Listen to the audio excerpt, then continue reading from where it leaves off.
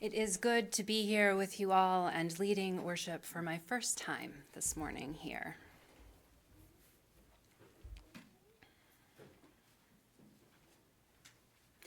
It was a hot mid-June day, a day I likely was thinking about going swimming. But a course that I was taking in seminary called Global Religions and Their Progressive Expressions had a requirement to participate in or witness an experience of another religious tradition. A worship service was a common choice, but it could have been any event, service, or ceremony. I had plenty of options in Northeast Ohio and had planned on one, but I asked on Facebook for a recommendation of possibly unusual activities that might be taking place that might be more interesting. A friend, a Lakota man I know, also a member of a UU church, said he was going to be performing an adoption ceremony in a couple of weeks, and I was welcome to attend. The ceremony was that hot mid-June day, and I remember hoping that where we were going would have air conditioning, or we were all likely going to be a little uncomfortable. Once there, that was the last I thought of it. We arrived, my husband and at the time and I, and were welcomed into the house. I explained to someone that we had been invited by Bruce, and we were thanked for coming. In anticipation of the ceremony, we had brought tobacco, and I gave this to someone. People introduced themselves, offered us drinks, let us know where the bathroom was. Essentially, everyone there that day was Indigenous, other than the young man to be adopted, his girlfriend, and some of his family who were present. A First Nations community formed among Lakota, Winnebago, Dakota, Onondaga, and other peoples to celebrate and share community together, practicing and honoring their ancient ways. My experience that day as someone who so very clearly was an outsider to their cultures, their heritages, to their community, to the family, was also one of true welcome and hospitality. My husband and I, whether together or separate, were rarely left alone, with no one from the community to talk with. I was brought into conversations quickly, conversations about their work lives, about their family lives, about traveling to visit relatives on the reservations. And never once did I feel like I didn't belong, or that I wasn't welcome, or really that I wasn't an expected guest. My husband and I were included as participants in the adoption ceremony, a young white man who had been exploring and learning about his Indigenous heritage, being adopted by a Lakota woman who had become his second mother. Everyone who came received gifts, and we all shared the food that people had brought, including many traditional foods, and we celebrated the beautiful ceremony together. I was struck afterward not only by the ceremony, but obviously also by the hospitality. It was an unexpected gift. The power dynamics of my whiteness and absolute stranger status were of no concern, and I felt like I was a most welcomed guest. Their hospitality was not pressured, it was seamless and natural. And part of the reason I think it sticks with me so clearly is because I have never had such an experience in any of our congregations, the communities I visit the most anymore. Honestly, my ministerial colleagues also struggle with hospitality. It's not just our congregations. Loretta, though, our religious educators, I will tell you, we all have things to learn from them. There are few things that make me worry about a congregation more than seeing pleas to help with coffee hour. Inadequate help to make coffee hour run has always concerned me. A UU for more than 12 years now, those pleas happened regularly in my home congregation and have been a part of other congregations that I have worked for or been a part of, except one. Over the last few years, and especially in my last few months in my new position as a staff chaplain at Geisinger, I've come to realize more clearly why it's concerning. I've heard it referred to for years as the fragile art of hospitality, and what I've realized is that hospitality is not a fragile art, unless we're concerned about perhaps disrupting socio-cultural norms or the way we do things here. Hospitality should be about welcome and invitation, a joyful and abundant art and practice. Hospitality is grounded in generosity and abundance, sharing what we have with others. There's nothing fragile about that.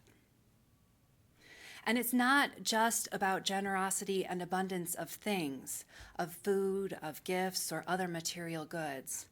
Hospitality is equally grounded, if not more so, on generosity and abundance of spirit, of intention and openness and presence.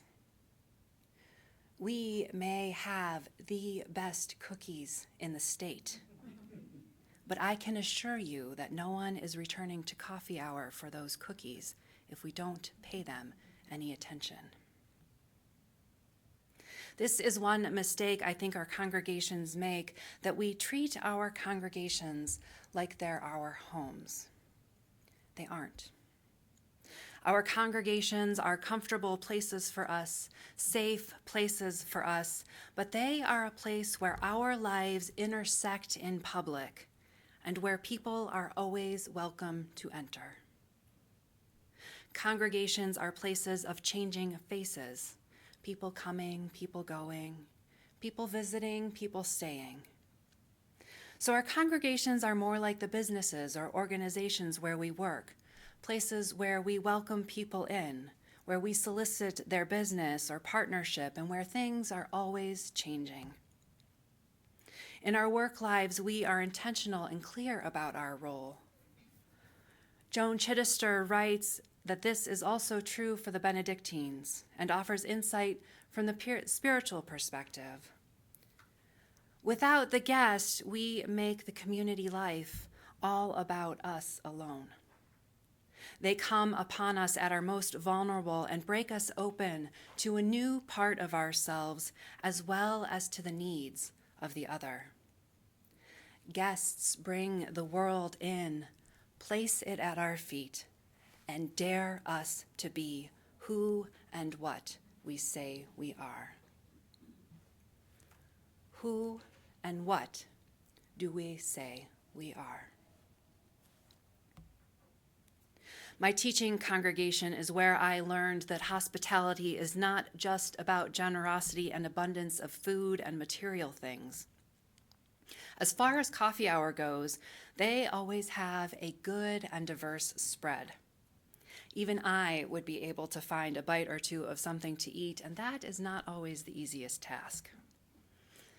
About 5 years ago, I think, they unlocked the solution for making sure that not only coffee hour, but all aspects of volunteer service on Sunday mornings were covered by creating hospitality teams to share the work and build relationships among the team members every Sunday. They stopped having trouble getting volunteers, and people were more willing to join in where there was need. As far as those pieces were concerned, things were great. But it wasn't until someone appeared who wanted to commit to membership that things truly changed. She may have been the membership coordinator, but most of her work was really about deepening the roots of hospitality. She focused on every new person, made sure they were all greeted and welcomed, invited them to coffee hour, and then made sure to talk with them, connect them with others, tell the minister and I about them, the board members too. That was when my teaching congregation really moved into its value of hospitality, and energy shifted and people started to stick around more often. And even if they didn't stick around, they could still tell people that they'd felt welcomed. That is when who and what they say they are was matched by their practice. When people attend a church, it's usually a big risk, wandering outside of our comfort zones, of our expectations, hoping and seeking for something new and better than what we've known. When people come to a new church, we're seeking a sense of belonging to a group of like-minded people, a place where we find like-hearted people, a place of like values people, a place where we feel like we can be seen and known for who we are in the many dimensions of our lives. People are looking for grounding, for answers, for questions. People are essentially looking for connection and community. People are looking for both roots and wings in relationship with others. I know you use love us some 7 principles. Perhaps they were even part of what brought you here. When I was new to UUism, I too thought they were awesome. What I discovered, though, when I talked with other faithful folks, is that many people believe that they believe the same things. And it's not the principles I have found that hold us together, even if they express the values we share. What does make us unique and hold us together is covenant. Our faith is built on covenant. We are a pluralistic faith, bound not by creed or dogma or even a sense of what is holy or sacred or our understandings of the world. Our faith is built on covenant, our aspirations and agreements about how we want to journey together in spiritual exploration. We commit to being together and continuing to support and challenge each other on the often messy journey of life. Our faith is built on a belief that we don't need to share beliefs, but we can agree and commit to being in relationship. Hospitality should be a celebration of the best of what we have to offer, and what we UUs have to offer the world is indeed worth celebrating. And as Unitarian Universalists, I think that our sweet spot, our one particular bit of magic that we offer the world, is that we are learning to do relationship across beliefs together. We are a pluralistic faith, one that honors and respects the wisdom, truth, and beauty of all faiths, of all arts, of science, and of the whole wondrous world, because we covenant to cherish and celebrate these things together. Because we covenant together, relationships are something that we can do well. We practice it every day in our congregations and hopefully in our larger lives, but definitely here. Together, we practice covenant. Covenant is what binds us together and keeps us in relationship together. By practicing covenant, we learn to honor and value relationships in a deeper way. Relationship is the core of who we are and what we need as human beings, and who we are and what we do as UUs. And the practice and the promise of our making and breaking covenants together and then living into them, no matter how many times we need to bring each other back into relationship and covenant, is profound and transformative. It has the power to change us as individuals and communities. Inviting and practicing relationship, especially with the other, is the heart of hospitality. We must be willing to be open to the possibilities it offers, including change, because the guests we encounter will change us, as we will surely change them. In Making a Way Out of No Way, Monica A. Coleman writes about relationship, stating, "We do not have relationships. We are not discrete selves that can choose whether or not we want to relate to one another. Rather, we are relationships. There is nothing outside relationship." Although she is talking about developing a postmodern womanist theology, these are basic human truths. And as Unitarian Universalists, this is the truth of who we are as well. The world is, as she says, radically relational and intersected. And when we recognize this, we are forced to consider our roles and relationships with each other. Are we who we say we are? Or are we making the community about us alone? Hospitality in its purest essence is a spirit of how to be in relationship. Not being in relationship, but how we will be in relationship. Covenant acknowledges this. Not whether we will be in relationship, but how we will be in relationship, and how we will come back together when we break covenant. Hospitality is about relationship, about welcoming, sharing, tending, listening, being open and curious. It's about celebrating who we are and celebrating what the guest has brought to share with us.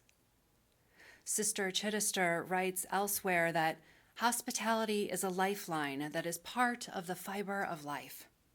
People need physical hospitality, spiritual hospitality, and psychological hospitality always. And when we risk practicing radical relationality, when we risk practicing true and deep hospitality, risk covenanting, risk feeding the stranger for 3 days, risk our red brocade pillow, risk letting go of our busyness, risk vulnerability, risk holding out a mirror to find out if who we say we are is who we say we are. Risk our boundaries and risk opening and sharing our community to create something greater. We create opportunities for healing. Not just healing others, but healing ourselves as well. We risk ever more becoming the people that we want to be. We discover that one is not a whole number, that strength comes from relationship and mutuality, that we know life in and through one another.